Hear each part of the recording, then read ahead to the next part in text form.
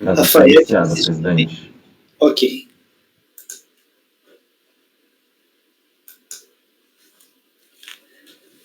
Bem, colegas, vamos então dar sequência à nossa sessão de julgamento do período da tarde, do dia 3 de agosto de 2020, e vamos dar sequência pelo item 25 da pauta, do contribuinte Enarp Administração e Serviços Limitada, de relatoria da conselheira Renata.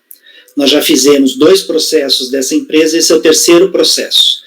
Renata, então, pode iniciar a leitura do relatório do voto, se puder fazer um resumo para nós, desde já agradeço. Pode começar. Então, este caso é igual ao anterior que a gente acabou de fazer, o último que nós fizemos na sessão anterior. Ele é contribuição, é idêntico, ele só é contribuição a terceiros. Então, ele é idêntico ao anterior, ao 24 que a gente fez. Então, ele é exatamente igual. Só a única coisa que muda é que o outro, acho que era patronal, era SAT, era Gilhat.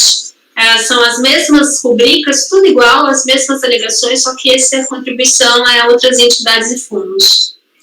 E nesse caso aqui também, você está dando provimento com relação à bolsa de estudo? Isso, vou mudar, né, vou alterar por conta do enunciado CARF número 149, né, com que o Greg chamou a atenção, que eu não lembrava, e daí estou dando, e a gente pode até fazer aquela discussão, acabei de ver o regimento interno, acho que dá sim para fazer, né, para alterar por conta da gente ter julgado já o anterior, daria para fazer os embargos de declaração, que as hipóteses são, aqui que eu vi no regimento, é um ponto sobre o qual a turma deveria se pronunciar, né, que é a portaria do ministro, né, da Economia, e que eu estou dando provimento com relação ao grupo econômico de fato. Então, eu provimento parcial. Oi? Eu acho então o seguinte, nesse caso desse aqui, que nós não julgamos ainda, vamos colocar em votação o conhecimento ou não da alegação do grupo econômico, né, e todos estão de acordo? Acho que sim, né? Mas nesse caso aqui, acho que não tem não, viu, presidente? Pelo menos eu estou olhando aqui a minuta do voto da relatora, não tem essa discussão de grupo econômico. Não tem, eu já tinha até ressaltado mais cedo, quando a Renata falou que era o mesmo, não tem. Eram resultados diferentes. Deixa eu abrir aqui que eu não tinha aberto ainda, deixa eu ver. Mas engraçado. Renata, é verdade, não tem, na tua conclusão você... Mas nesse aqui tem a questão da bolsa de estudo? Tem, né? Então, o que ficou? Eu não estou lembrando, então. Deixa eu ver. 25. Deixa eu lembrar, eu esqueci então, gente. Faz tanta coisa. Vamos ler então. Deixa eu ver, porque eu não me lembro honestamente. Posso ir direto para o voto? Pode.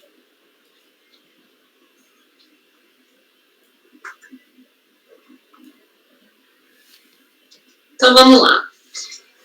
A folha 166 dos autos contra a comunicação... acho que esse é para tempestividade. A folha 166 dos autos consta a comunicação número 222 de 2000... que na verdade esse aqui não constaria que ela tivesse recebido o AR de recebimento da comunicação 222 de intimação da decisão do acórdão. Então, a folha 222, 166 dos autos, consta a comunicação 222 de 2010, por meio da qual se dá ciência ao contribuinte, hora recorrente, dentre outros, do acórdão recorrido.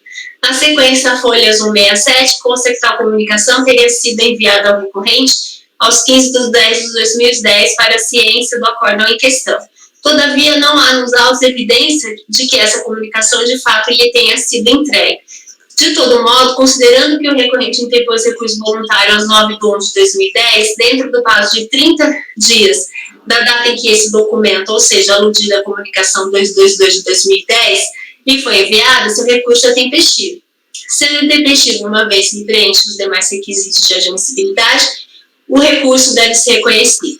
Conforme brevemente relatado, trata-se de auto de infração que tem por objeto o lançamento de contribuições a outras entidades e fundos relativos às competências de janeiro a setembro de 2004, novembro de 2004 e 13º salário, sobre valores pagos pelo contribuinte assegurados e empregados. Em seu recurso voluntário, o recorrente alega a nulidade do MPF, que contamina o auto de infração. Essa é aquela mesma nulidade que a gente já viu nos outros dois. No mérito, defende a não incidência de contribuições sociais sobre pagamentos realizados a título de ajuda de custo, gratificações, abono à educação, abono pago a funcionário relativo ao curso superior, pagamento a contribuinte individual Silvia Pedrosa, pagamento a advogados e pagamento ao contabilista da empresa. Acontece também representação fiscal para fins penais ao Ministério Público, que diz ser inoportuna e improcedente, posto haver fundadas dúvidas sobre a inclusão ou não das verbas discutidas. Bom, então aqui é isso mesmo. O que eu estou dando provimento parcial é sobre o abono, as discussões são as mesmas, é sobre o abono educação, que eu vou alterar com relação à súmula 149 do CARF, que o Greg chamou a atenção. Então é só isso mesmo, o resto é tudo igual. É só isso, provimento parcial por conta do denunciado do CARF 149.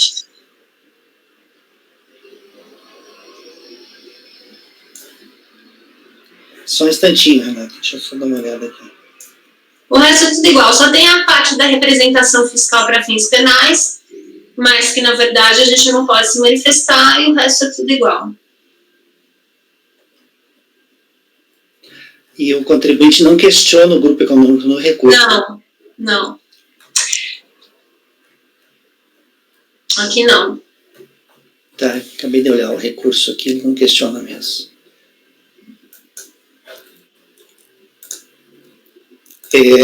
Bem, colegas, eu acho então que nesse aqui vai ser por unanimidade, né? A única coisa que a conselheira relatora então está dando provimento parcial ao recurso para afastar do lançamento, da base de cálculo do lançamento, os valores pagos a título de bolsa de estudo, né, Renata? Isso, a boa educação que ele chama, né? Tá, e tendo em vista como a turma julgou no primeiro processo dessa empresa, então é por unanimidade, né? Ninguém diverge do voto da relatora, né? Alguém diverge? Não, ninguém diverge, né? Então, no item 25 da pauta,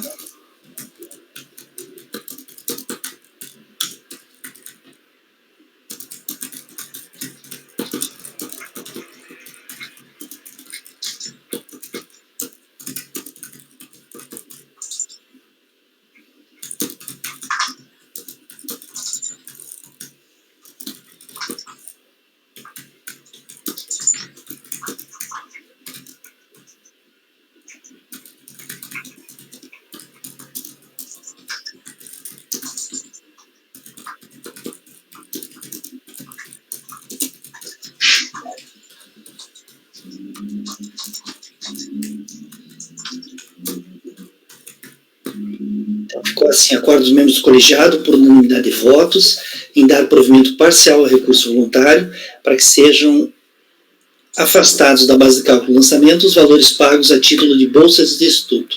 Bolsa de estudo. Abono educação. Ah, como é que é o nome? Abono educação, ele chama. Abono educação. Eu vou então, no outro lá que a gente fez, eu vou colocar também, porque lá eu pus a... Não, deixa eu ver. Ah, não, tem que dar abono.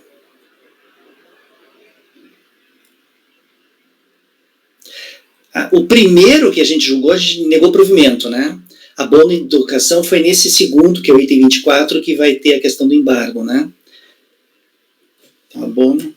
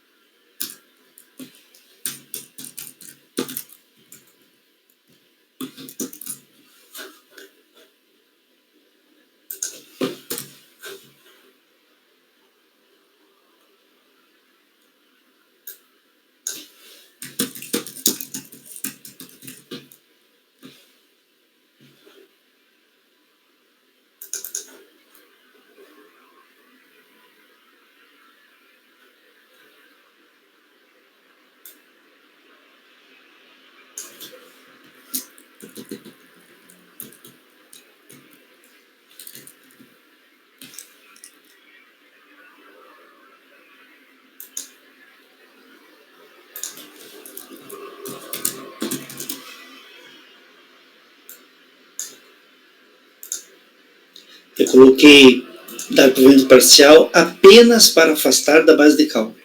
Vou deixar bem claro que é só isso aí, né? Então tá, colegas. Então julgamos os três. Só confere para mim, Renata. O item 23 da pauta da empresa Enarp ficou acordo dos membros por unanimidade de votos em negar provimento, né? Foi negado provimento. O segundo foi dado provimento com relação a esse abono de educação, né? Por unanimidade, e com relação ao grupo econômico ficou aquela questão lá que a gente vai ter que talvez embargar. E no item 25 da pauta, dado parcial provimento ao recurso por unanimidade de votos para afastar da base de cálculo do lançamento esses valores pagos a título de bolsa de educação, de abono de educação. Então tá, beleza. Então tá, colegas, agora vamos passar para o item 26 da pauta, de relatoria do conselheiro Francisco.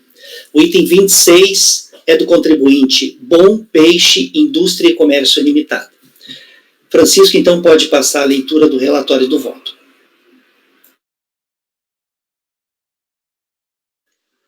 Ok.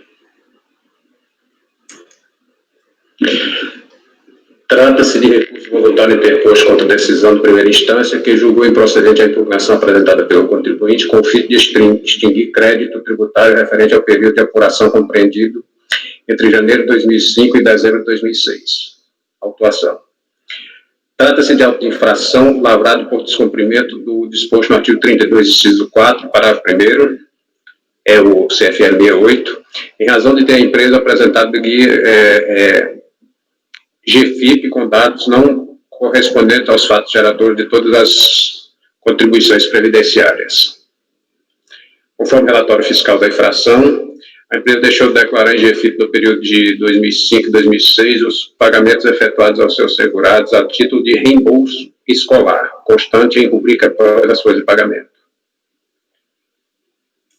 Aqui ele descreve um pouco a situação, eu vou sintetizar aqui. Aí, isso aí foi o que aconteceu. Ela, dando uma contextualizada, a empresa reembolsava custos de estudo de alguns funcionários.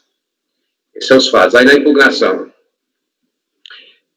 inconformado com a exigência do crédito, o sujeito passivo apresentou em 18 de 1 de 2008 peça impugnatória, acompanhada dos documentos de folhas tais, através da qual contesta o lançamento, alegando em síntese as seguintes questões. Que custeava os estudos de seus funcionários, sendo que em 50%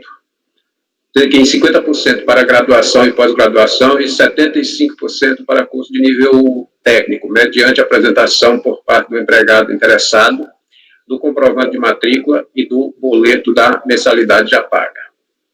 Que o auxílio educação pago aos empregados não é fato gerador de contribuição previdenciária, porquanto se trata de liberalidade e mero auxílio. Aí ele traz umas decisões de jurisprudência, a jurisprudência do STJ, não vinculante, mas que trata do assunto, perfilhada a esse entendimento. Dando sequência no relatório. Em 19 de 12 de 2008, os autos foram baixados em diligência, conforme despacha as folhas 298 e 299, determinando-se a pensação da NFLD, número tal, relativa à contribuição incidente sobre o reembolso escolar. Na verdade, aqui ele foi apensado com o processo que normalmente se dito principal, cobrança da contribuição, né?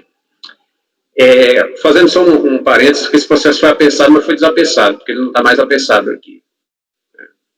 Em atendimento à determinação supra em 21, o processo, número tal, foi apensado a estes autos. Analisando-se o processo então apensado, verificou-se que a empresa, após ter sido notificada através da NFLD tal, não impugnou a referida exigência, motivo pelo qual foi declarada revel e o lançamento foi considerado procedente nos termos do parágrafo 3º do artigo 243 do Regulamento da Previdência, implicando o exaurimento da via administrativa para a discussão do lançamento. Outro sim, também constatou-se no processo supracitado que a referida NFLD teve a sua exigibilidade suspensa por intermédio de decisão judicial em sede de antecipação de efeito da tutela no processo número tal, folha tal, e que atualmente encontra-se concluso ao juízo para a sentença, conforme tela de consulta ao sítio da Justiça Federal de São Paulo, fora juntado. Essa é a situação do relatório, eu estou me apropriando do relatório da decisão de origem, tá? Não quer dizer que o processo está nessa situação aí. Julgamento de primeira instância. Obrigação acessória. A não incidência de contribuição previdenciária sobre as parcelas pagas aos empregados a título de custo de capacitação está subordinada ao cumprimento dos requisitos legais que devem ser comprovados pelo sujeito passivo. Em matéria tributária, a lei nova, que prevê multa mais benéfica ao infrator, deverá retroagir para alcançar fatos pretéritos. Essa é aquela situação da súmula 119. Recurso voluntário. Contribuinte.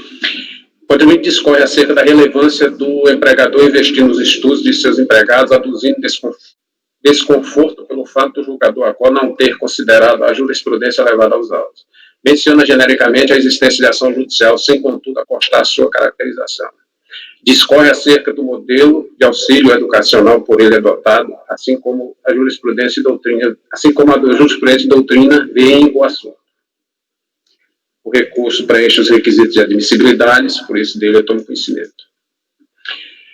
Aí, vejam bem, esse processo, como eu havia colocado, ele foi apensado, mas depois foi desapensado desse aqui. Mas aí eu peguei o número, fui lá no e-processo e consultei. Aí eu tirei algumas informações de lá, desse dito principal. Então, inicialmente eu trago elas aqui. Primeiramente, vale consignar que a NFLD 37.142.0814, relativa à contribuição incidente sobre o reembolso escolar, não foi objeto de impugnação, conforme termos de revelia constantes nos autos do processo número 13.888.000.079.2008.48, folhas 45.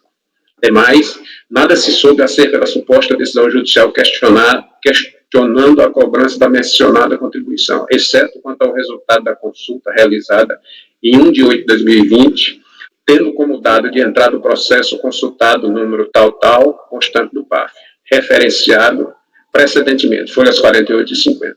Aí eu fui no site da Justiça Federal de São Paulo, e peguei essas fases, essa movimentação processual. E aqui o que a gente tem, a última movimentação que ele tem está lá, recebimento do juiz com despacho, decisão, tem isso. Bom, desses termos, considerando que o referido processo teve seu curso normal, enquanto não transitada em julgada a ação impetrada em desfavor da exigência da contribuição de que hora se falou, e tendo razoável a continuidade do presente julgamento. Aqui, eu não sei, até se não seria interessante a gente discutir um pouquinho logo aqui. A ação judicial foi lá no processo principal. Por óbvio que a decisão final dela vai refletir nisso aqui, como se não tivesse ação judicial, fosse ação administrativa também favorável ao contribuinte, mataria esse aqui, porque por óbvio, se não tivesse não tendo fato gerador, não teria por que ele declarar, né?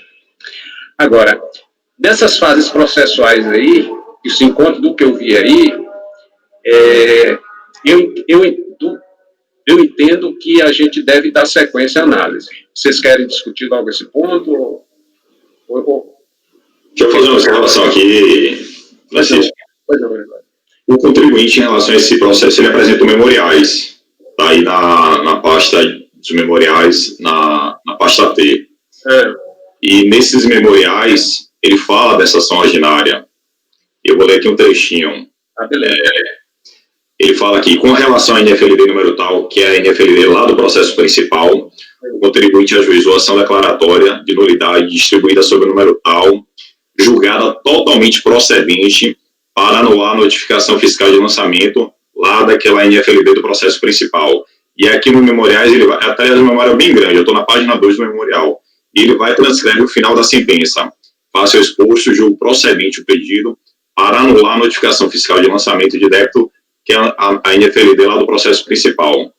E aí segue aqui o contribuinte nos memoriais. A sentença foi confirmada pelo TRF da terceira região e mantida incólume nas instâncias especial e extraordinária, operando-se o trânsito em julgado em 29 de agosto de 2019, conforme demonstra os documentos anexos. Aí ele vai até, transcreve aqui, copia a imagem no memorial dele, seria a certidão de trânsito em julgado, né? Certifico que o acórdão transitou em julgado em 29 de agosto de 2009, tal. Então, assim, salvo o melhor entendimento, o processo principal caiu lá na justiça, né? A cobrança. Pois é, e esses andamentos aqui, que está até... Esse número que você citou aqui na minuta do seu voto, processo consultado, número tal, eu não chequei onde veio essa informação, mas é divergente do número que o contribuinte está trazendo no memorial. É divergente.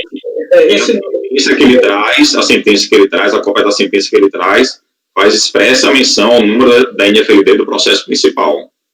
Eu não sei se esse número que você pegou é um número na instância superior, enfim, mas ele traz aqui o número de ação ordinária 000-5883-31-2008-403-6109. Eu peguei lá da decisão da DRJ, porque assim, ela alega que o contribuinte não questionou. Aí ela pesquisou, colocou, viu que tinha ele não impugnou, mas tinha essa decisão judicial. Então, a partir desse número, eu consultei. Eu acho que isso é uma coisa para a gente fechar, porque se confirmar isso daí, aí a decisão mudaria totalmente, né? O que vocês acham? De alguém pedir vista? Será que era um caso de mais uma vista de mesa aí, para dar uma olhadinha? Acho que sim, né? Pois porque muda totalmente. É bom, porque o Francisco precisa ver, como ele está falando, muda completamente a decisão dele. É algo que dá para consultar, assim, de hoje para amanhã ou até sexta-feira, né? Dá que o número do processo que o contribuinte informa no memorial, ele traz os documentos também no memorial. É só entrar no site da Justiça e confirmar.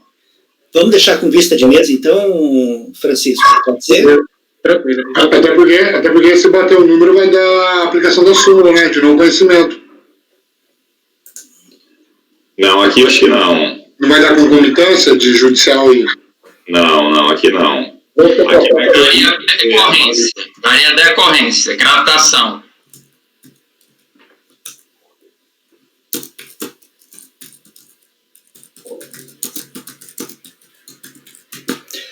Pode ser então, né, Francisco? Vista de mesa. Coloquei uma observação aqui, vista de mesa, a gente vai dar uma estudada. Eu também vou dar uma abrida nesse processo aqui, hoje à noite. Aí vocês, não vamos deixar definido quando a gente vai fazer, né, mas amanhã, depois, a hora que vocês tiverem consultado, a gente finaliza. O importante é não deixar para sexta-feira, né, tentar fazer isso antes, né. Então tá, coloquei aqui a observação, lição de casa para todo mundo, dá uma olhadinha nesse processo. Aí entra os processualistas da curva, né? Especialistas. Exatamente. Colegas, agora vamos passar para o item 27 da pauta, também de relatoria do conselheiro Francisco. O item 27 é do contribuinte Casa de Carnes e acho que é Conveniência, né? Castro Limitada, né? Conveniência, né? Conveniência Castro Limitada. Francisco, então pode passar a leitura do relatório do voto. Se puder fazer um resumo, a gente agradece.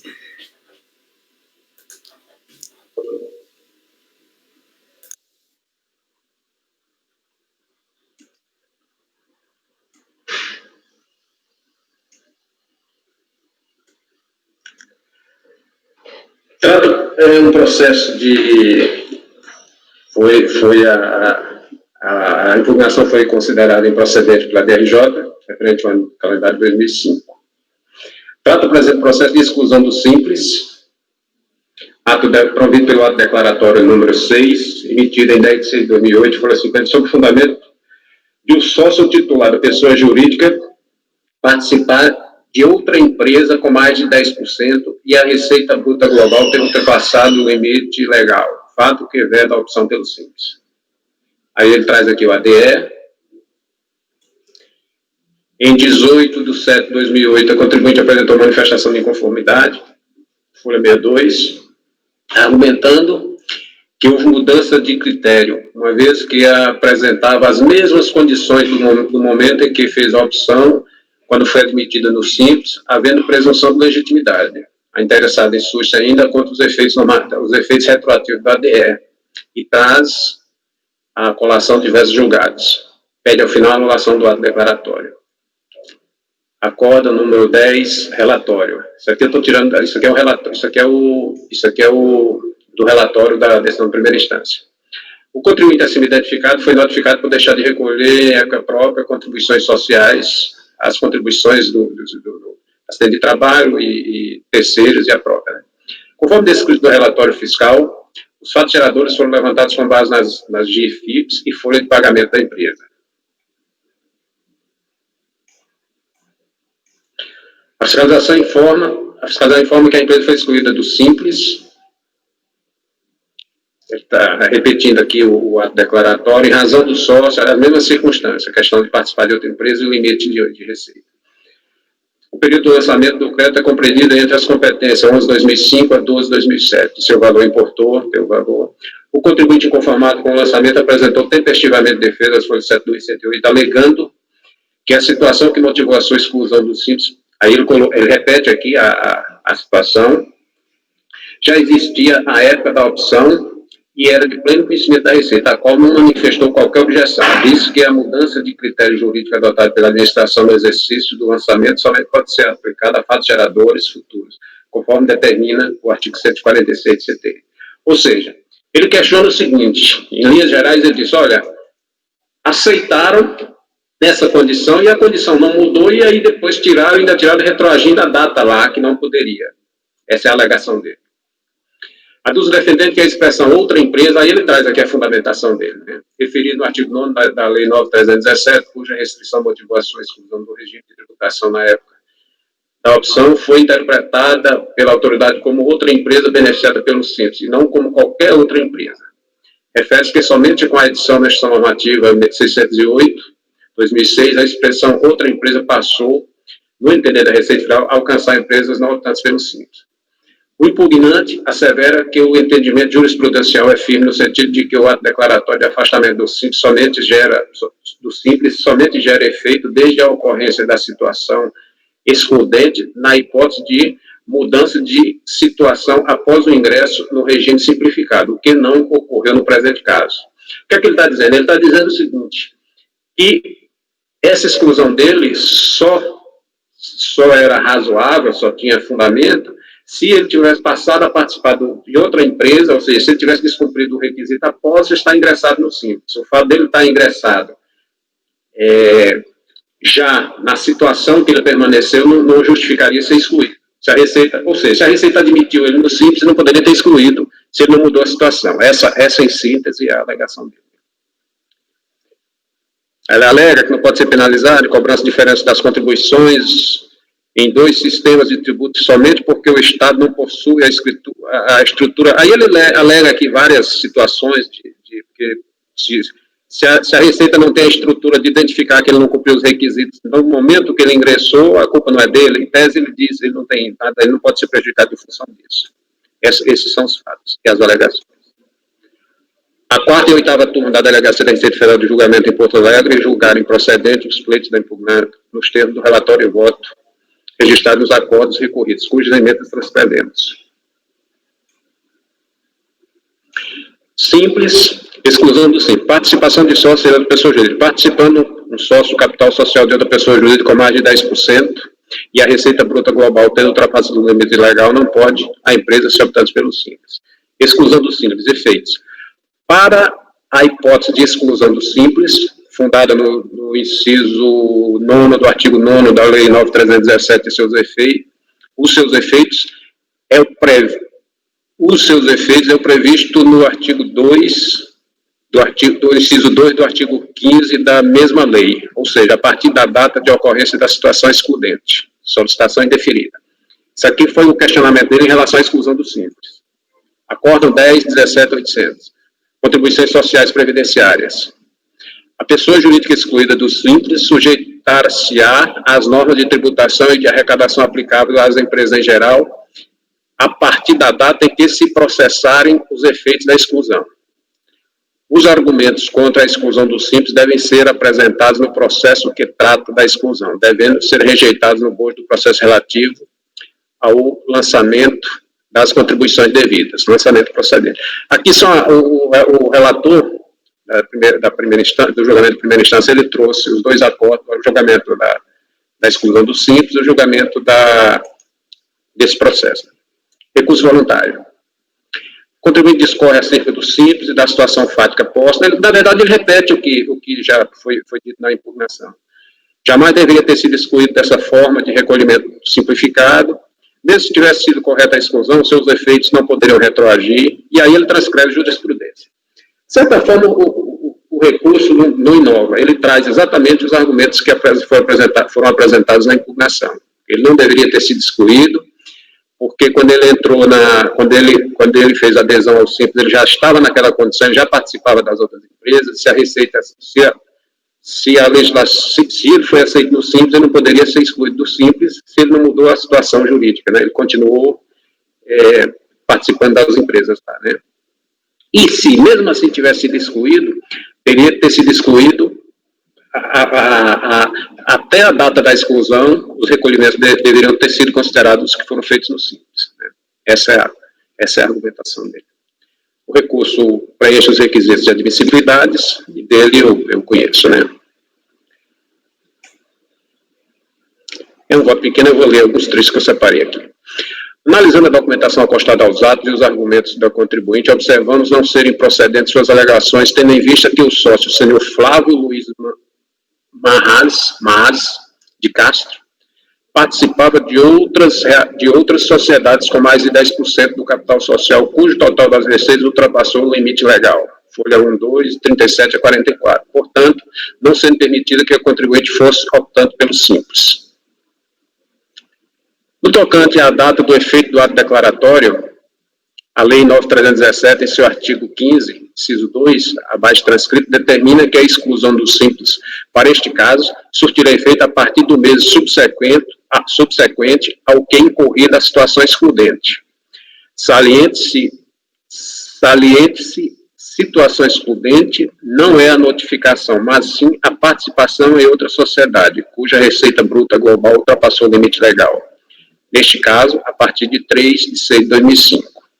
Aí ele transcreve a legislação.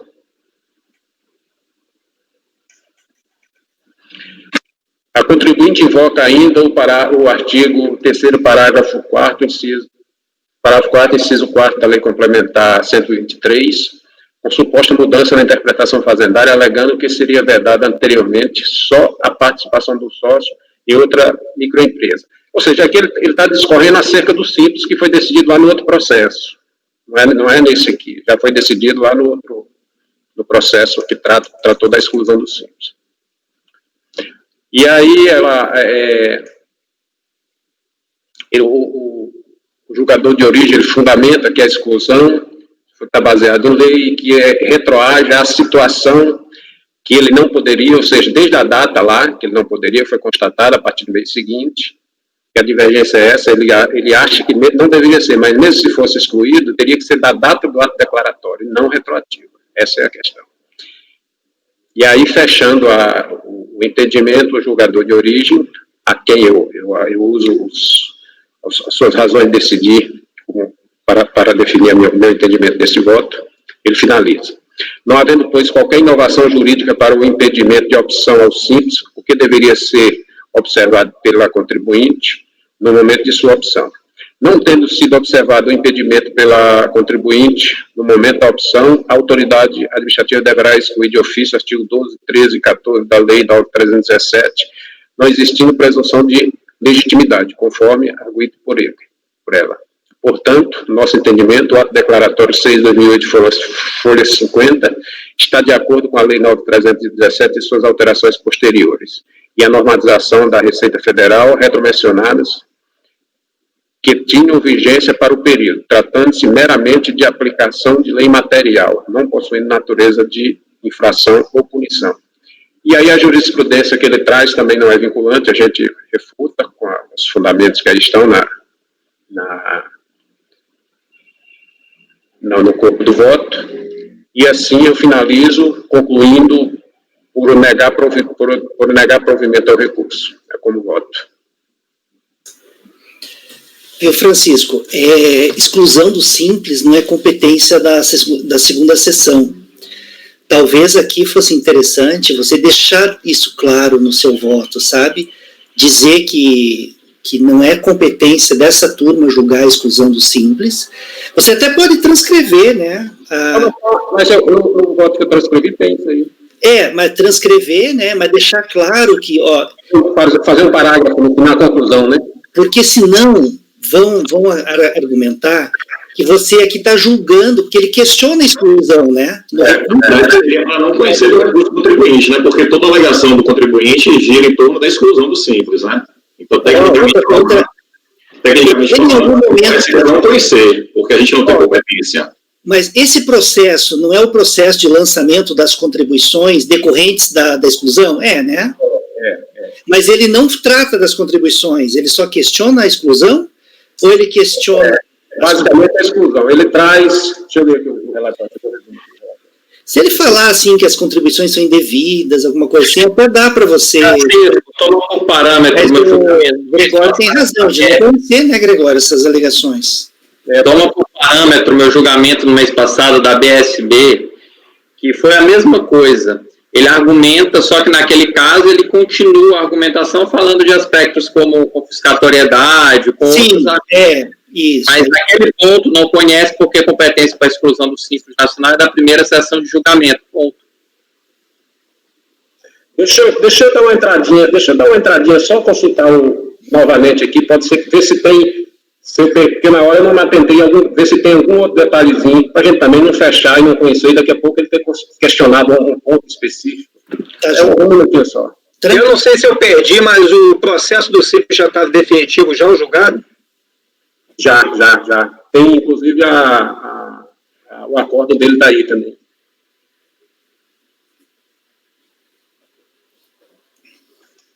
Só um minutinho, deixa eu ver. A gente já... 75.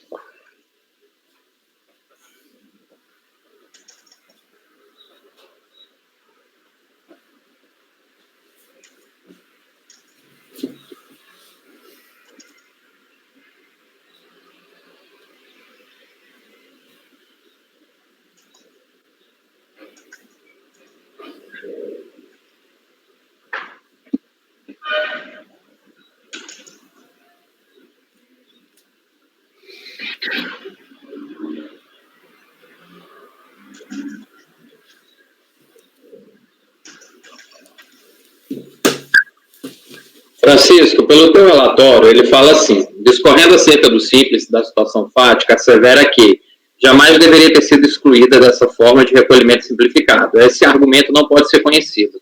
B, mesmo se tivesse correta a exclusão, seus efeitos não poderiam retroagir. Então, eu acho que a única matéria que tu pode analisar é essa retroatividade do lançamento, mas ok, é só mesmo analisar e dizer, olha, o cara foi excluído com efeitos retroativos desde não sei que data, então a partir dessa data tem a súmula do CAF que autoriza o lançamento da obrigação principal quando é excluído do simples, agora eu esqueci o número, mas eu posso te dar em 2 minutinhos, pronto. Ô, Márcio, eu fiquei sem som, seu som um pouquinho. Você poderia repetir, por favor? Pelo menos uma síntese. Você pôs no relatório que o contribuinte tem 2 argumentos. O primeiro que não deveria ter sido excluído do simples. Ponto. Não conhece por falta de competência. 2, que os efeitos, mesmo admitindo a exclusão, não podem retroagir. E aí você só mesmo transcreveria a decisão que excluiu ele do simples e traria aquela súmula do CAF. Deixa eu pegar aqui o número da súmula. Eu pego depois.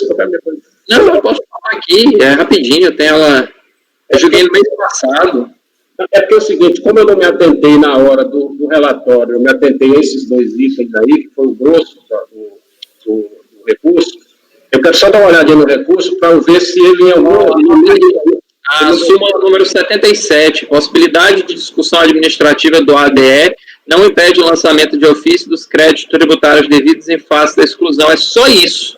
A resposta do processo é só essa. Se for só isso a argumentação, não tem mais nada. É conhecer em parte e negar provimento pela súmula 77. Agora tu tem que ter a certeza de que a exclusão dele já foi transitada em julgado. Foi o processo esse. Deixa eu só dar uma olhadinha no recurso. Ver se ele não tem algum se ele não traz algum detalhezinho que eu não preciso. Como é o nome dele mesmo? Casa de Carne.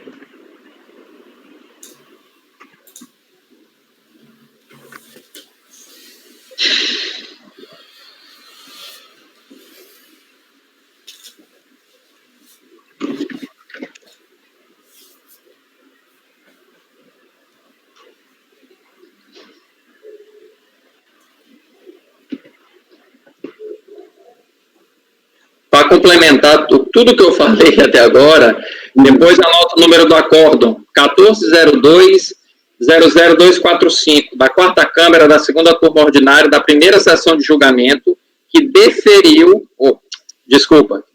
que manteve excluído do simples o contribuinte. Foi uma decisão por unanimidade. E aí eu acho que essa decisão não tem recurso especial, então ela transita já. Qual é o acordo? 1402-0024. 1402-000-245. Qual é a turma? É primeira sessão, segunda turma da quarta Câmara. É só isso o voto, Francisco. Se for só essa argumentação, o voto se resume a isso. É lembrar que ele já foi excluído do simples com decisão transitada e julgada e que a súmula 77 autoriza sua exclusão. Beleza, eu já estou no recurso aqui, só dando uma olhadinha, porque às vezes no meio de ele bota uma palavra ou outra, de repente abre espaço para um embarque.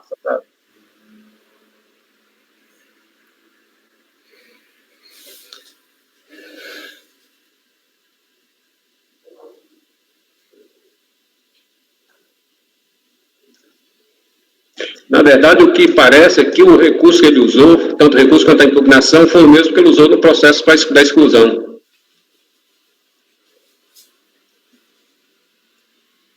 Sim, mas isso não quer dizer nada. Tu pode conhecer da parte que ele alega que não poderia retroagir. Não, tranquilo. Eu só estou confirmando. Mas isso acontece comigo. Eu acho que esse processo de exclusão, o problema da exclusão do simples é essa. Deveria ser julgado pela mesma pessoa, o decorrente. Ou então a exclusão ser julgada. Não dá para separar as competências. Fica meio confuso, né? A gente fica meio alheio.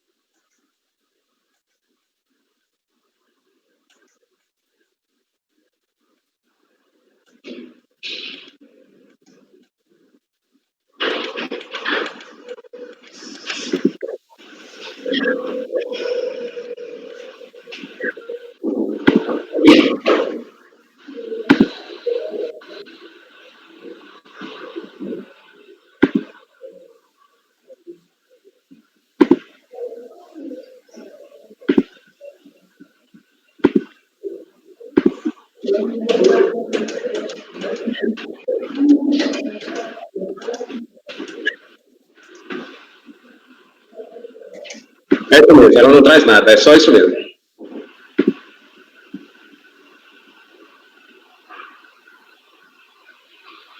Ela não traz ela não traz nada, o argumento dela é só em relação à exclusão do simples e o efeito da retroatividade. Então, beleza.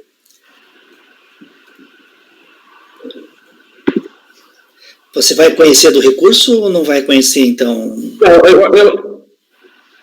veja bem, eu não sei, o Márcio fez uma colocação, porque eu até gostaria de ouvir a turma em relação a isso, para a gente...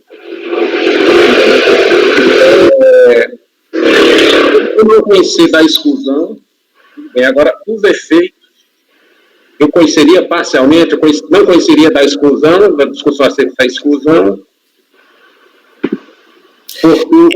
Ele, vamos dizer assim, ele questiona a exclusão, essa você não vai conhecer, e ele questiona também o período do lançamento, né?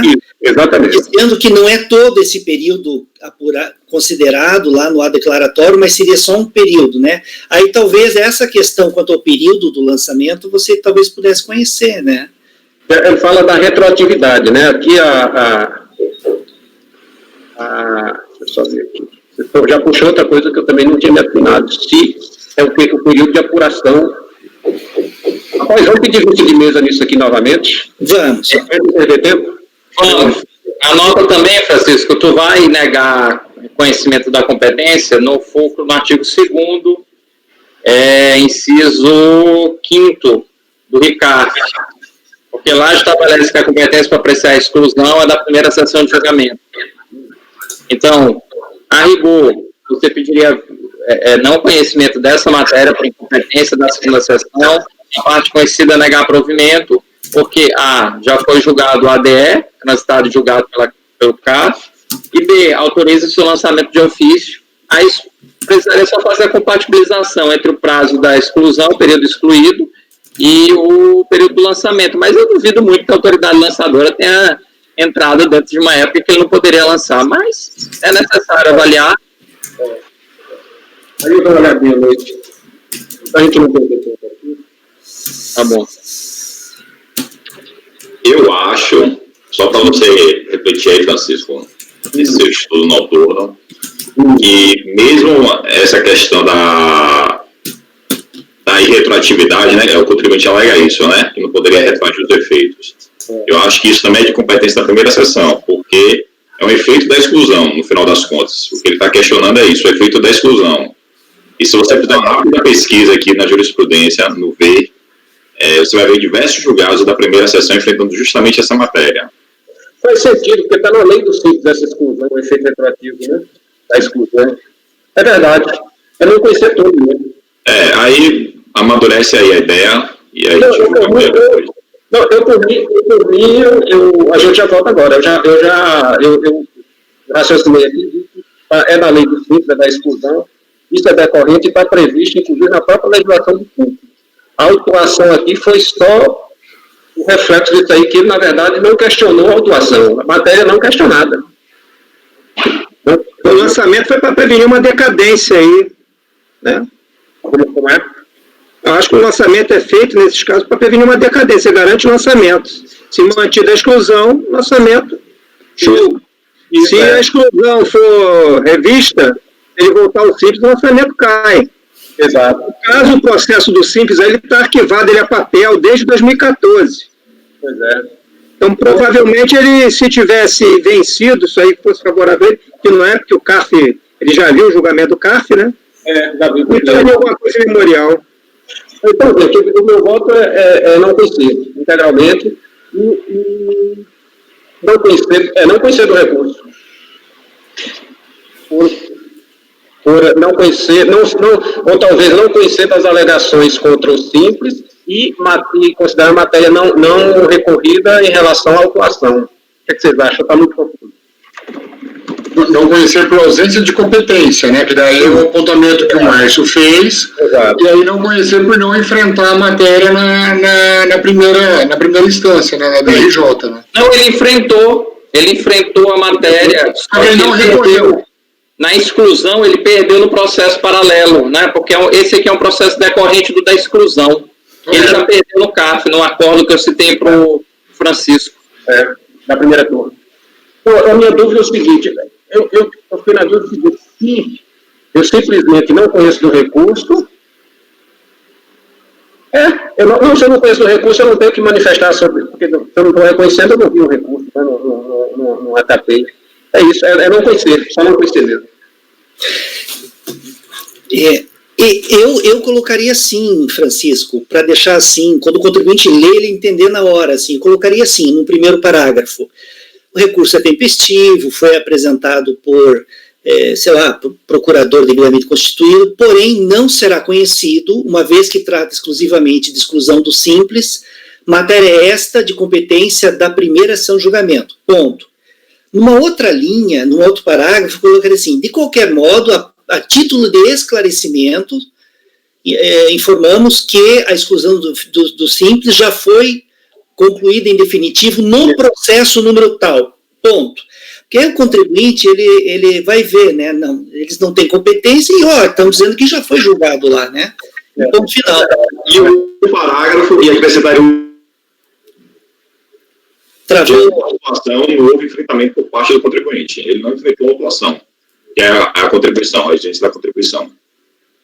É importante dizer isso, né, que a única matéria alegada no recurso foi a exclusão, não enfrentando o contribuinte a contribuição lançada, né, Gregório, o crédito lançado, tal, né, deixando bem claro, né. Aí fechou. Tranquilo. Pode ser assim, então? Pode sim. Colegas, alguém diverge desse entendimento? Não, né? Mas a Ana está fora, espera a Ana voltar, daí passar para ela a síntese. Você acompanhou toda a discussão, Ana? Está sem microfone, Ana. Eu estava aqui o tempo todo, estou acompanhando. Mas acompanhou, né? Tá. Sim. Então, daí no caso desse, seria acórdão os membros do colegiado por unanimidade de votos em não conhecer do recurso voluntário. E digo mais alguma coisa? Conforme as razões expostas no voto, porque daí ele está explicando os dois pontos. Perfeito. Melhor fazer assim.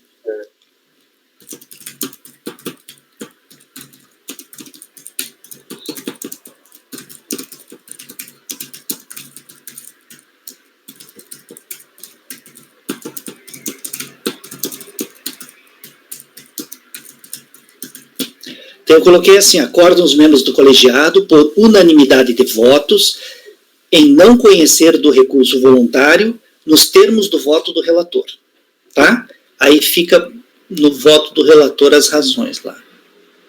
Beleza.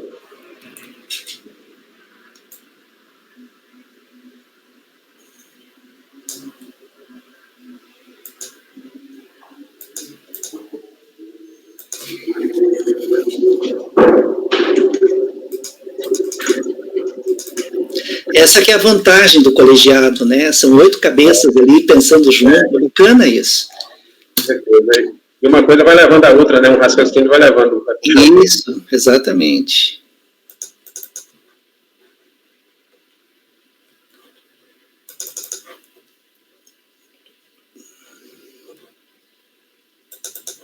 Tá, colegas. Então, essa decisão, né, acordos membros colegiados por unanimidade de votos em não conhecer do recurso voluntário nos termos do voto do relator, é o resultado para o item 26 da pauta do contribuinte Bom Peixe, Indústria e Comércio Limitado. 27. Agora, oi? Esse é o 27. Tá certo. Esse é 27, a casa de carne. Bom peixe e comercializa de mesa. Tá certo, perdão. É que os dois ficaram vista de mesa e eu troquei um aqui, peraí. Só um instantinho.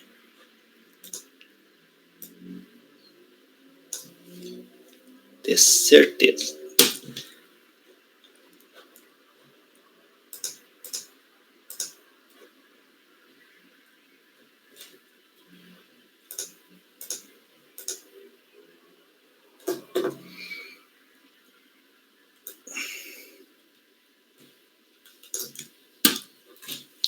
Tá, esse é o item da Casa de Carnes e Conveniência Castro Limitada, item 27, né?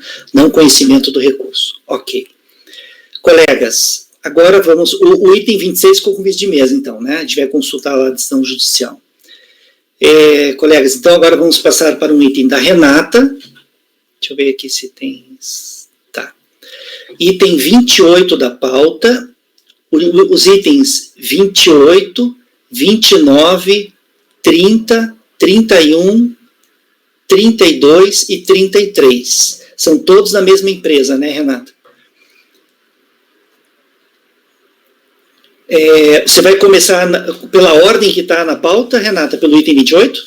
Sim. Sim. Bem, isso é um lote, tem um recurso que não é intempestivo. O resto são. Os outros. Tá. É razão, causa e circunstância, um único não é, eu não me lembro por quê. Tá. E você vai começar por esse 28 mesmo, né? É. Tá. Então, colegas, a gente vai fazer agora o item 28 da pauta do recorrente MTM, Comércio de Peças e Serviços Limitado, de relatoria da conselheira Renata. Renata, então pode passar a leitura do... Eu faço um deles, que é um deles que intempestivo, porque todos os outros são iguais, os outros intempestivos, o motivo da intempestividade. E a gente faz o tempestivo. O 28 é intempestivo? Esse primeiro é. Então vamos fazer o intempestivo, o 28, então. Pode começar, então, Renata. Então, o relatório, eu peguei um pedacinho, é curtinho, então vamos lá. Então, por bem descrever os fatos até o julgamento em primeira instância, adota o relatório da decisão recorrida, que reproduz abaixo. Oh, meu Deus, desculpe, que eu reduzi aqui. Socorro. Fui reduzir aqui, reduzi em 4. MTM, Comércio de Peças e Serviços Limitada, foi autuada a recolher contribuições previdenciárias de seus segurados empregados e contribuintes individuais que lhe prestaram serviços, descontadas de suas remunerações e não repassadas à Seguridade Social nas competências 7 de 2003, 11 de 2003, 2 de 2003, 2 de 2004, 4 de 2004, A8 de 2004, 10 de 2004, A8 de 2005, incluídas as gratificações natalinas, 13º salário, dos anos de 2003 e 2004, conforme o relatório fiscal de folhas 55 e 56. O lançamento, constituído pelo levantamento FPG, foi declarado em GFIP e o valor do crédito apurado é de R$ 35.066,86, consolidado aos 16 de 9 de 2008. A empresa teve ciência da autuação aos 19 de 8 de 2008 e apresentou aos 20 de 10 de 2008 impugnação tempestiva, folhas 107 a 109, alegando que a infração não deve subsistir por incluir diversas contribuições que não são por ela devidas. Informa o recolhimento de parte dos valores lançados, arrazoando que devem ser totalmente excluídos do lançamento. Requer que seja desconstituído o lançamento e o crédito tributário apurado ou sucessivamente declarada nula a infração em decorrência da multa aplicada e estar em desacordo com a legislação. Requer a produção de toda a prova documental em direito admitido. Apreciada a impugnação apresentada, o lançamento foi julgado procedente em empate pela DRJ POA, como forma o Márcio ensinou, em decisão assim emendada, é que eu transcrevo a emenda da decisão. Notificado do acordo aos 22 de 7 de 2009, o contribuinte apresentou embargos de declaração dessa decisão da DRJ aos 24 de 7 de 2009, alegando contradição, obscuridade e omissão no acórdão embargado, bem como apresentou também recurso voluntário aos 24 de 8 de 2009. Não houve contrarrazões. Aí vamos ao voto. Como acima relatado, o recorrente foi notificado do julgamento de sua impugnação aos 22 de 7 de 2009, conforme a AR anexada aos autos, as folhas 126. Dessa decisão, opôs embargo de declaração aos 24 de 7 de 2009, ou seja, 2 dias depois, e recurso voluntário aos 24 de 8 de 2009. A 7ª turma da DRJ de POA, por meio do despacho de número 038 de 2009, houve por bem não conhecer dos embargos de declaração opostos pelo contribuinte para recorrente, por não se vislumbrarem inexatidões materiais, erros de escrita ou de cálculos da decisão indicada, elementos ensejadores de correção previstos no artigo 32 do Decreto 70/2005. Acrescentou ainda o julgador de primeira instância que não conheço dos embargos de declaração por falta de previsão legal em sede de primeira instância administrativa para o recurso manejado. De qualquer forma, merece ser destacado que o propósito do contribuinte, ao alegar contradição, obscuridade ou omissão na decisão, é reabrir a discussão em torno da produção de provas. Tal discussão já foi anteriormente apresentada e devidamente examinada por ocasião do julgamento proferido através do acórdão número tal, que é o acórdão recorrido. Observe-se que a decisão de folha 116-119, que é o acórdão recorrido, é bem clara ao aduzir as razões pelas quais foi indeferido o pedido de produção de provas. Título da produção de provas, folha 118. Os autos vieram, então, para apreciação e julgamento do recurso voluntário interposto.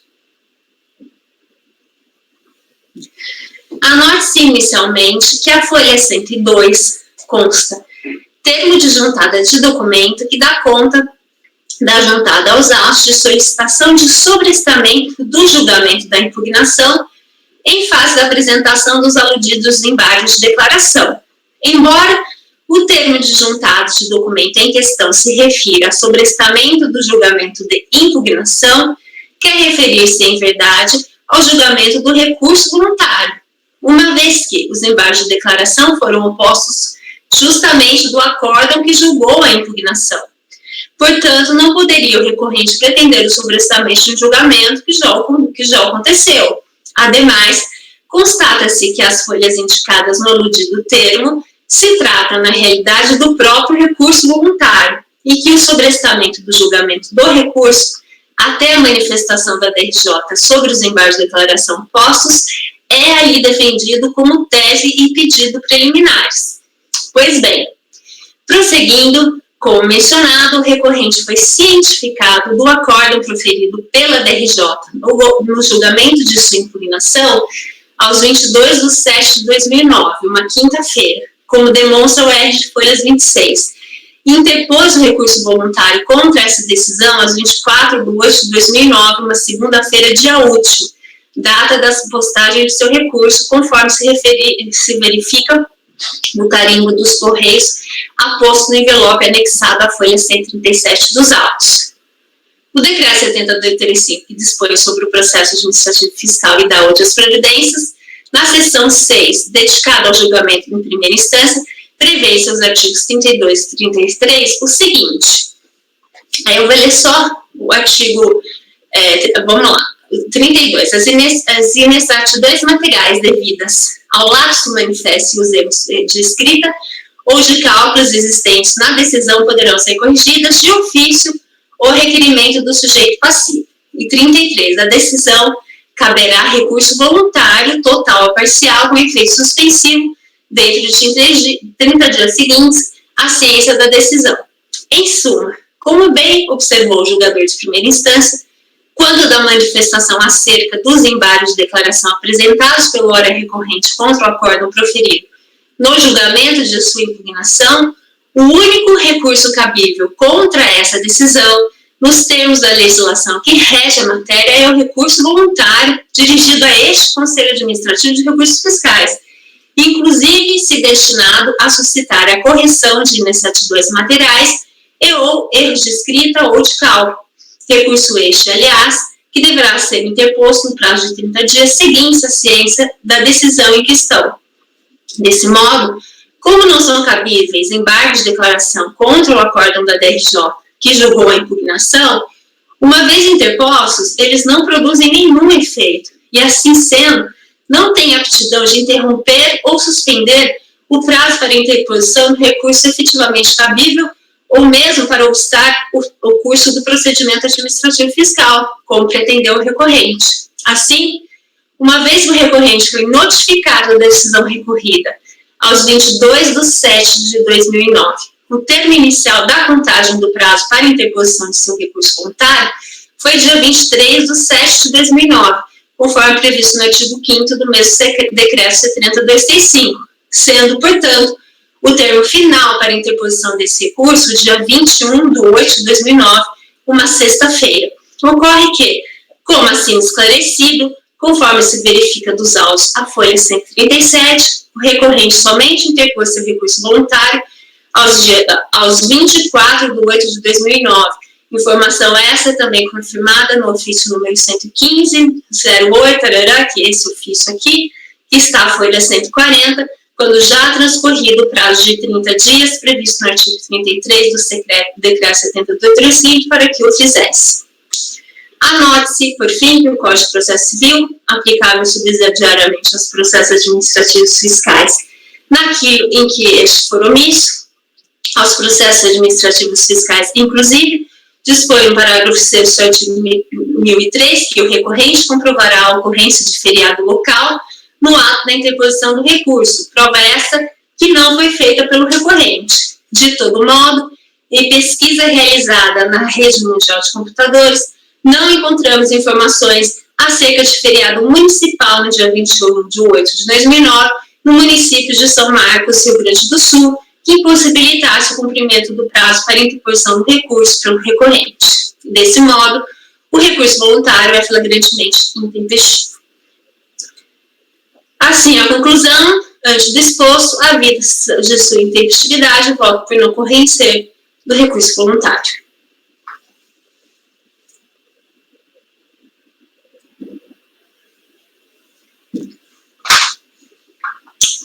E acho que esse é paradigma, não sei se é esse ou algum deles.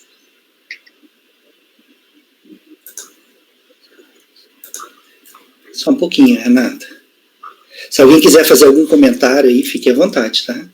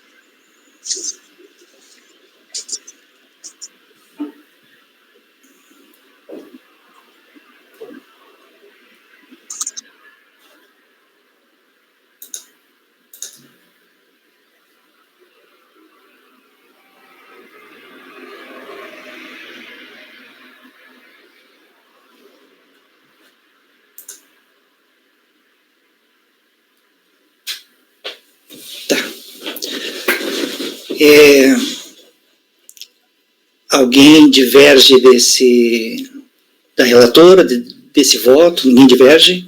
Eu dei uma olhada aqui, dei uma consultada também no calendário e não tem nada mesmo nesse dia 21, que foi uma sexta-feira. Então, deveria ter apresentado até sexta, ele deixou para apresentar na segunda-feira, dia 24. Eu pensei, como eu te lembro que eu perguntei... Eu lembro. Foi por causa desse, né?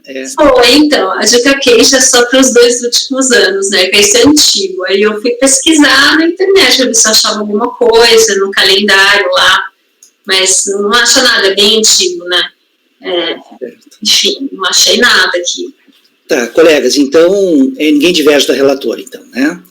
Então, em relação ao item 28 da pauta, do recorrente MT Comércio de Peças e Serviço Limitada, ficou assim a decisão.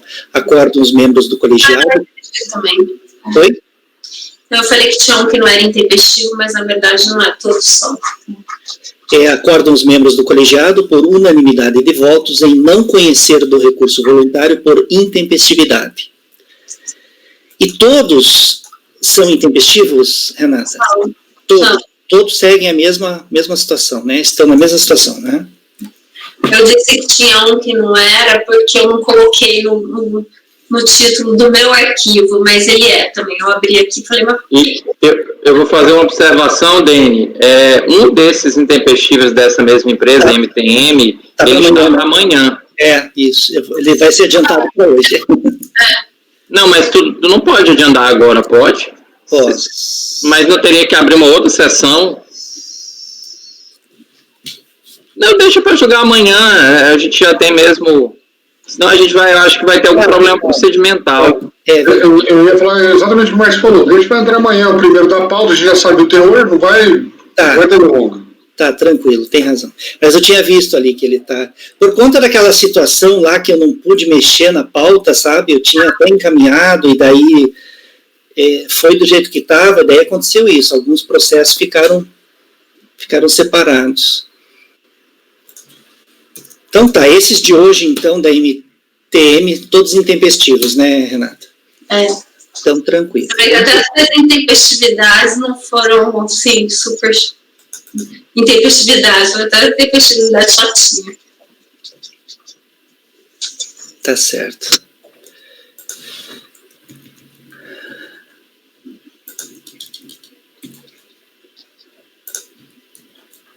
Aí eu até fiquei pensando, porque eu acho um deles, que eu não sei qual, um deles está marcado como paradigma. Não me lembro qual deles é. Aí eu fiquei pensando, será que ele é o assunto do embargo de declaração? É esse ponto que é o paradigma? Ou será que é a tese subjacente que deveria ter sido julgada? Enfim. Será que é alguma... Será? Talvez o de amanhã. Deixa eu dar uma olhadinha amanhã. Não, acho que não tem nenhum paradigma desses, Renata.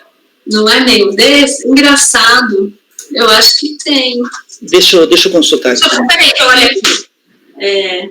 Sim, o paradigma é o...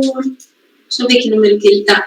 É o final... Ai, meu Deus, que esse número aqui, tô velha, gente. Final 99. Deixa eu ver aqui. Nos meus. Que eu já te falo.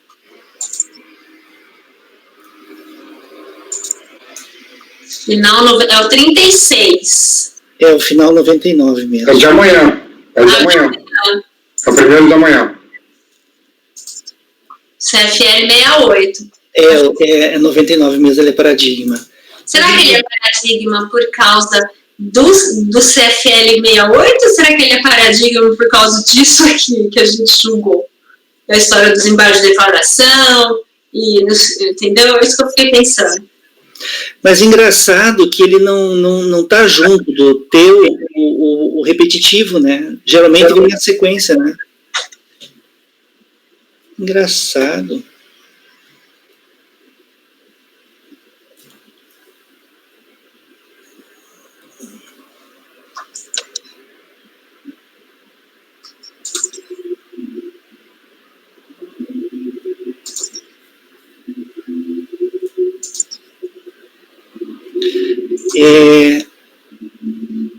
Você não sabe quais são os repetitivos, né, Renata? Você só sabe que ele é paradigma, né?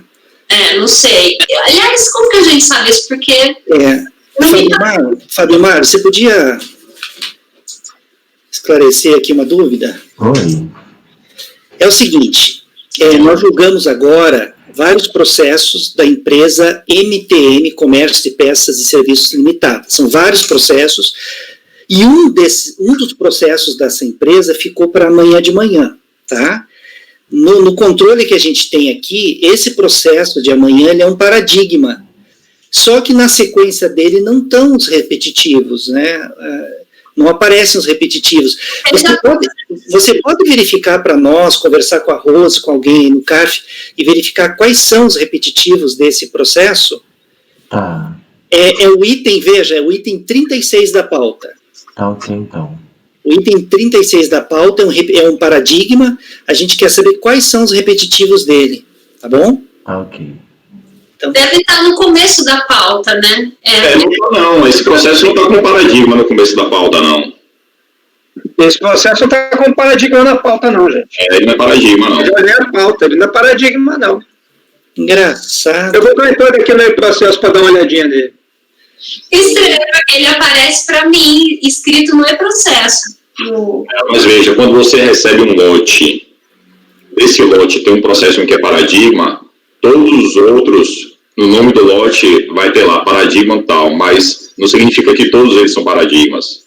Isso então, aí. Não, eu sei, mas, por exemplo, no e-processo, ele aparece apontado como paradigma na observação. Mas você tem que ver assunto-objeto. Você tem que ver a coluna assunto-objeto. Então, lá estava. Tanto que eu transportei para cá, na planilha. Aqui, ó.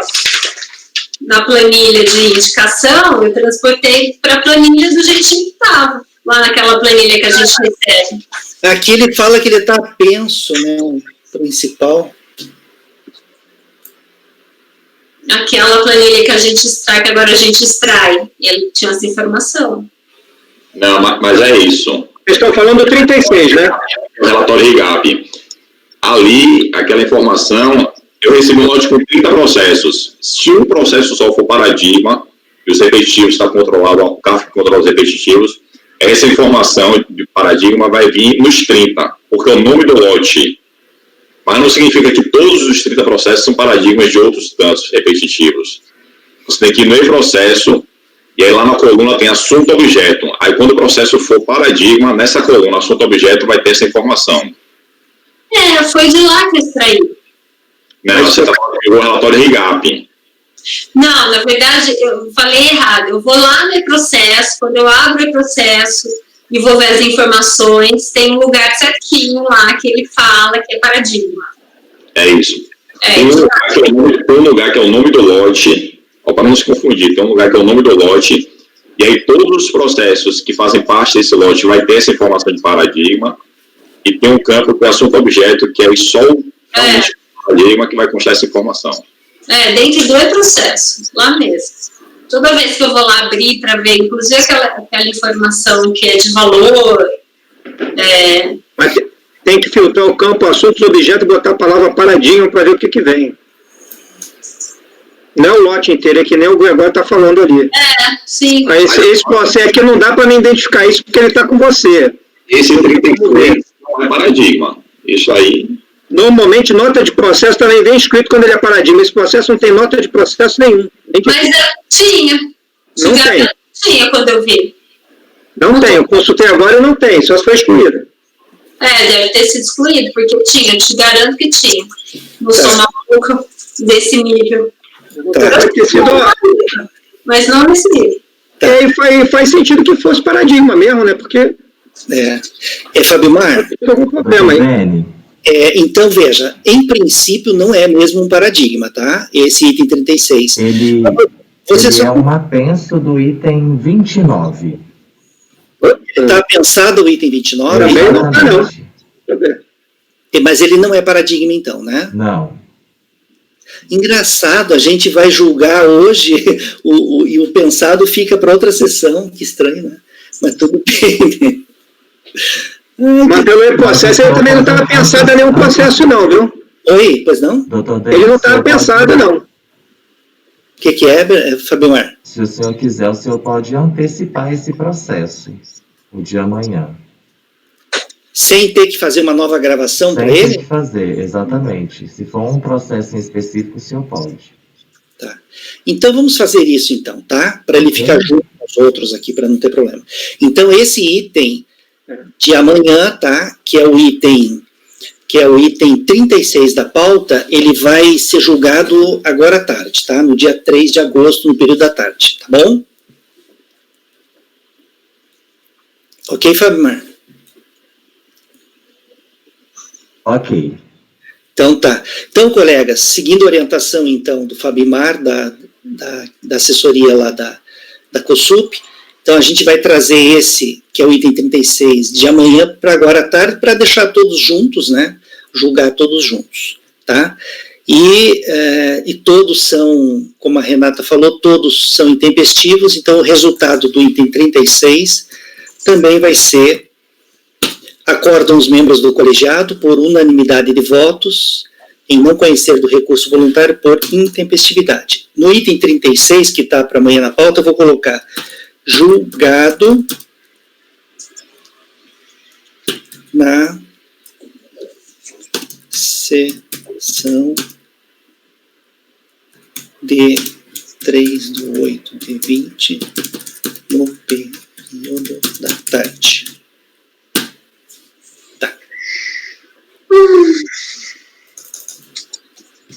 Engraçado, porque na minha planilha, toda vez que eu recebo do CEPAG a planilha para organizar a pauta, os que são paradigma, eles vêm marcados em verde, né? Todo verde, assim.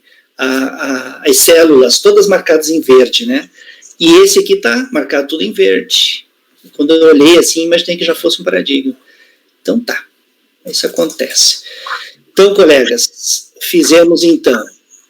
Tem gnomo aqui que tiraram a afirmação. Eu juro que estava lá, não tô maluca. Tem gnomo que apagou a informação que ela estava lá. Tá. Então, colegas, ó, os itens 26, 27, 28, 29, 30, 31, 32, 33 e 36 da pauta ficaram assim: acordos membros colegiados por unanimidade de votos e não conheceram o recurso voluntário por intempestividade. Ok? Vamos passar agora ao item 34 da pauta, da empresa Higiene, Conservação e Limpeza Limitada, de relatoria do conselheiro Francisco. Nós temos esse e mais um processo, daí a gente encerra a pauta da tarde. Tá? De repente a gente pode até ver se é o caso de adiantar alguma coisa da manhã. Francisco, então, item 34 da pauta, pode... Aliás, alguém saiu da sala? A Ana, né? Esperar a Ana voltar.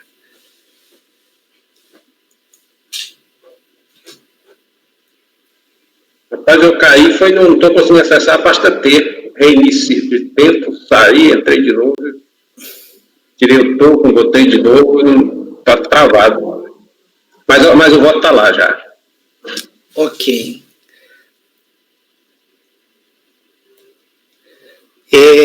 Então, colegas, vamos agora passar para o item 34 da pauta, de relatoria do conselheiro Francisco. A empresa, vou falar novamente, é Higiene, Conservação e Limpeza Limitada. Francisco, então, pode passar a leitura do relatório e do voto.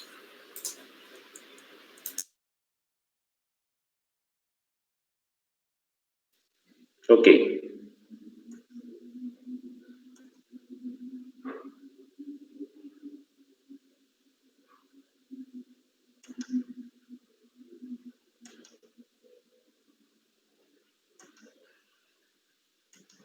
Um minutinho, por favor.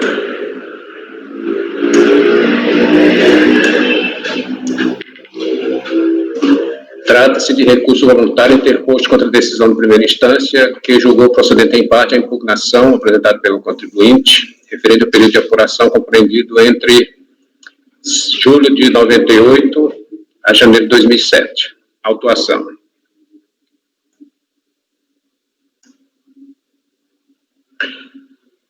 Tratando-se de crédito lançado pela fiscalização, que, de acordo com o relatório fiscal, teve como objeto de lançamento as contribuições a cargo da empresa, as destinadas ao financiamento dos benefícios concedidos em razão do grau de incapacidade laborativa e ambientais, além de destinados a terceiras.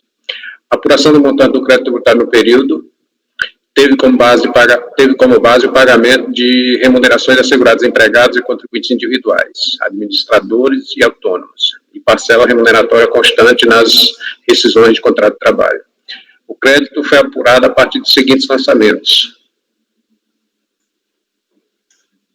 folha de pagamento, aferição indireta em função de a empresa ter deixado de apresentar de forma regular as folhas de pagamento em algumas competências de 2005, falta dos resumos gerais.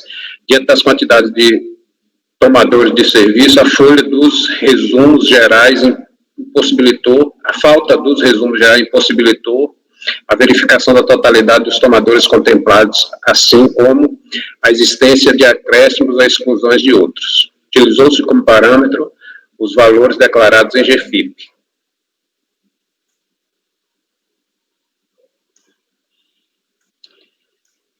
Na impugnação, o contribuinte alega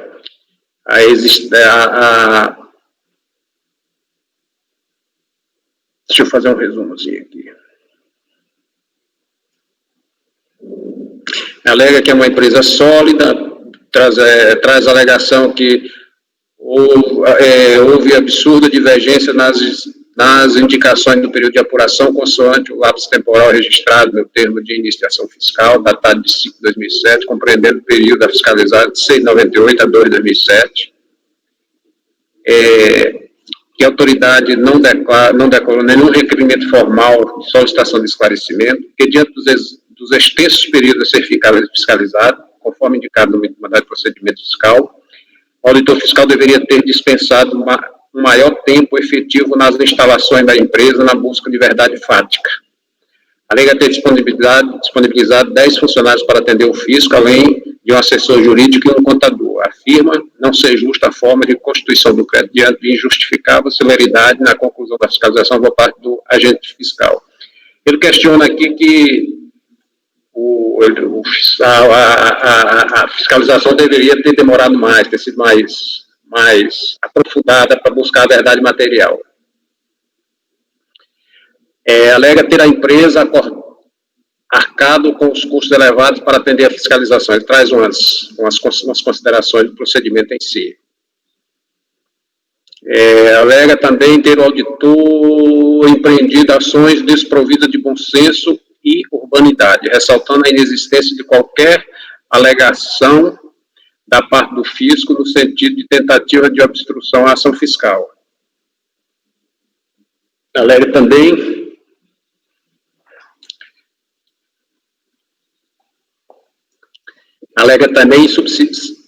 ser insubsistente a alegação da autoridade do fisco, uma vez que todos os documentos solicitados foram apresentados, ressaltando a presença de documentos anexados, inclusive a folha de pagamento, os autos, bem como nas instalações da impugnante. Dos autos, bem como nas instalações da impugnante. Daí porque solicita a realização de diligência no sentido de ratificar a existência dos citados documentos. Aí requer seja examinada a acuidade dos documentos colacionados. Isso aqui são as argumentações que ele busca justificar, refutar a autuação. Ele pede diligência para que esses documentos sejam analisados novamente. Ele alega também não concordância quanto à apuração de débito relativo à retenção sobre notas fiscais de serviço pelo fato de a prestadora ter agido em consonância com a legislação, estando desobrigada de qualquer ônus provocado por omissão do tomador do serviço. Alega também a existência de equívoco no que diz respeito à base de cálculo para aferição do imposto previdenciário devido, não se observando em diversas competências que o valor reputado como totalizado da folha de pagamento já estava acrescido do valor relativo ao pagamento dos autônomos. Aí ele traz umas... Eu estou lendo essas argumentações porque o voto lá na frente ele vai refutando individualmente cada uma delas, né? No período de 6 de 9 de 2009, a rubrica INSS no resumo folha de pagamento já contemplava o desconto do INSS. Aí ele traz umas considerações sobre esse período.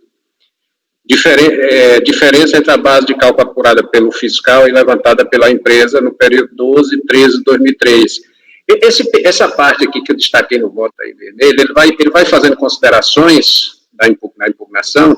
Como a gente o voto refuta uma a uma lá na frente, eu vou deixar para apresentá-las por lá. Aqui, as alegações dele em suma, são essas, né? Que não concorda com os valores lançados, não concorda com o fato do auditor ter ficado pouco tempo na fiscalização, que pelo período deveria ser maior, e essa pontuação que ele faz em algumas situações aí, que a gente vai verificar aqui. Aí, o processo foi baixado em diligência, isso aqui é importante a gente ler. Aí, diante das questões trazidas em sua peça defensória, entendeu a 6ª turma da DRJ de Recife ser necessário esclarecimento por parte do auditor notificante, conforme segue. Aí ele pede na diligência que sejam, aí ele coloca o seguinte: há diversas questões exclusivamente de direito que podem perfeitamente ser enfrentadas por esse julgador sem a necessidade de pronunciamento e esclarecimentos por parte do auditor notificante. Tais questões estão explícitas nos itens, alíneas de A a I. As questões suscitadas no item P, por ser período decadente, também não necessitam de esclarecimentos adicionais. Em contrapartida, há diversas questões fáticas que necessitam de esclarecimentos adicionais por parte da autoridade notificante, com o escopo de propiciar o julgamento do presente processo administrativo. Aí ele pontua aqui as questões. Ele vai pontuando aqui as questões, os itens MN, o item O, o item Q, o item R, o item S. Aí eu vou lá item T, eu vou lá no relatório da diligência fiscal, ele vai pontuando esses itens. Então, eu vou deixar para tratá-los lá, porque aborda de uma única vez. O item U, o item V, item X, item A, item BD. Aí, da manifestação da autoridade fiscal em diligência. Aqui carece a gente se deter um pouco.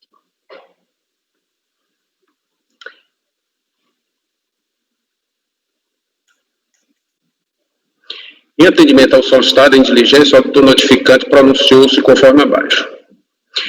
Inicia por ressaltar a sustentabilidade e o cabimento do crédito contestado, salientando que o levantamento por arbitramento lançado por aferição indireta está diretamente relacionado com a lavratura do auto de infração 37.0236.356. Afirma, portanto, que o auto de infração é cabível, manifestando-se como sustentáculo para a devida aferição indireta ante a apresentação deficiente das folhas de pagamento. Enfrenta os questionamentos relacionados com o suposto tempo insuficiente em que o auditor permaneceu nas instalações da empresa. O tempo da empresa em nada influenciou o resultado do trabalho fiscal, uma vez que a documentação solicitada em termos específicos sempre esteve na posse do agente do fisco. Não há divergência entre o período indicado nos mandados de procedimento e termo de início de fiscalização, de ação fiscal, diferentemente do alegado pelo impugnante. Os termos indicados no termo de início de ação fiscal seguem escritos determinando-se, seguem estrita determinação imposta pela administração da Receita. Os demais relatos e insinuações feitas sobre a autuação notificante de origem subjetiva são inconsistentes e impróprias. A favor do auditor, ressalta-se seu histórico, sua aceitação e o testemunho de todos. Não cabe à fiscalização fazer qualquer gerenciamento quanto ao pessoal e tempo disponível. Não cabe à fiscalização fazer qualquer gerenciamento quanto ao pessoal e tempo disponibilizado do mesmo à disposição da fiscalização. Aqui, como a transcrição deve ser não cabe ao fiscalizado. A partir deste item, passa a debater sobre as alegações específicas sobre crédito tributário impugnado. Começa por enfrentar imputação específica aos débitos relativos ao período de 7,98, 10,98 e 13,98. Passa a comentar especificamente sobre os débitos relativos a 1,99. Passa a comentar especificamente sobre os débitos relativos, aí ele vai descrevendo aqui, são aquelas alegações puxadas lá pelo levantamento da resolução da diligência. Então, ele vai pontuando cada item daquele. Continuando, o auditor notificante considera procedente o pedido da defendente no sentido de se retificar o crédito constituído na competência 13/2003 em função da não compensação do saldo de retenção do mês 12/2003. Aí ele traz o quadrozinho aqui. Em suma, esses três quadrozinhos que ele apresenta aí, essas tabelas, são as retificações que o relatório da diligência propõe. Para o período 2004, ele propõe essa alteração. Para o período 3/2004, não há diferença alegada em relação às bases de cálculo. Para o período 13/2004, encontrada a diferença em favor do contribuinte em função da não consideração dos valores compensáveis à época própria. Demonstra como encontrou tais valores. O crédito, portanto, deve ser retificado consoante planilha abaixo. Aí ele apresenta essa planilhazinha aí. Passa a enfrentar a alegação defensória acerca da discordância quanto ao uso do arbitramento na aferição do crédito, entendendo infundada a pretensão da empresa, transcrevendo dispositivos legais que alicerçam o método.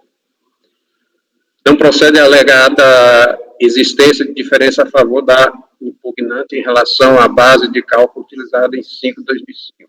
Não procede a alegada existência de diferença a favor da impugnante em relação a impugnante lá também, em relação à base de cálculo utilizada em 12/6, 13/2006, 13/2006 e 1/2007. Manifesta-se favoravelmente ao fisco quanto aos acréscimos legais inclusos no levantamento. Aí, o contribuinte foi cientificado dessa diligência. Aí ele, na verdade, ele não acrescentou nada, ele basicamente, o relatório traz que ele não acrescentou, porque Doutor Basquete, que as respostas elaboradas pelo auditor, como a conclusão de direção, foram feitas de forma confusa. Quanto ao direito de crédito relativo às retenções efetuadas em notas fiscais de serviço, a impugnante elabora e acosta aos autos um mapa demonstrativo. Quanto ao prolabora cobrado de 6,92, discorda do auditor, alegando que tais valores já haviam sido cobrados. Continua alegando como existente a diferença entre a base de cálculo encontrada pelo fiscal e levantada pela empresa. Ressalta a existência de diferença entre base de cálculo apurada e levantada pela empresa. Quanto à diferença entre a base de cálculo encontrada e a levantada pela empresa, em 3 de 2004, apenas repetiu que o fisco considerou o princípio da insignificância.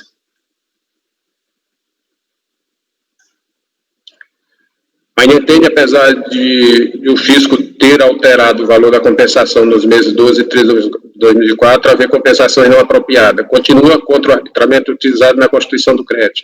Repete haver diferença entre a base de cálculo encontrada e a levantada pela empresa em 7 e 11 de 2005. A empresa alega erro do fiscal ao colocar como base de cálculo dos empregados valor menor. Afirma haver a empresa alega erro do fiscal ao colocar como base de cálculo dos empregados valor menor.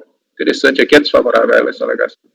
Afirma haver diferença entre a base de cálculo encontrada e a levantada pela empresa no período 12, 2006 e 1, 2007. Continua contra a inclusão de acréscimos legais ou débitos levantados. Manifesta-se sobre o prazo concedido para a manifestação da empresa sobre o pronunciamento do auditor notificante em diligência, requerendo dilação do prazo. Manifesta-se contra a existência do documento informação fiscal, por ser esse, segundo o auditor, sigiloso. Não deveria haver sigilo. Essa redação aqui está meio... Ser contra a exigência do documento IF, informação fiscal, por ser esse, segundo o auditor, sigiloso. Não deveria haver sigilo. Reitera a elaboração de mapa demonstrativo acerca das compensações. Aí, a primeira instância julga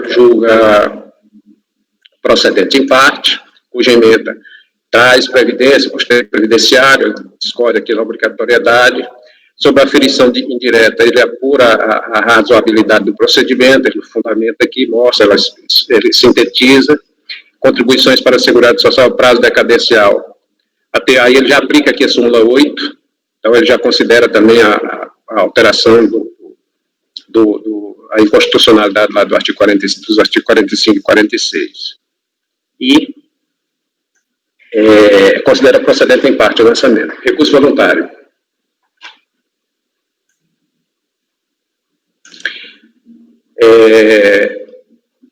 Basicamente, o contribuinte discorre acerca do que ele já apresentou, ele replica o que ele apresentou já na impugnação, né? Contesta o uso do lançamento de ofício, essa aferição indireta ele continua contestando, repete aquelas alegações lá daquelas bases de cálculo e se insurge contra os acréscimos legais. Não, segundo ele, não deveria ser responsabilidade